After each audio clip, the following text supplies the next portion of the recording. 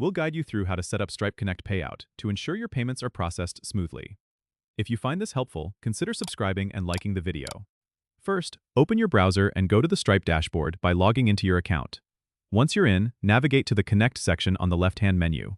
Here, you'll see an option labeled Payouts. Click on that to access the payout settings. Now, you'll want to ensure that your Stripe account is fully verified, so check for any notifications or prompts requesting additional information or documents. This step is crucial as it enables payouts to go through without any hitches. Next, click on Settings within the Payouts section. This is where you link your bank account. Click Add Bank Account and enter your bank details accurately. Double-check the information to avoid any issues with transferring funds. After that, set up your payout schedule according to your preference. You can choose to have daily, weekly, or monthly payouts. This flexibility allows you to manage your cash flow according to your business needs. If you're dealing with multiple currencies, you can also set up different bank accounts for each currency. Make sure to review all settings and save changes before exiting.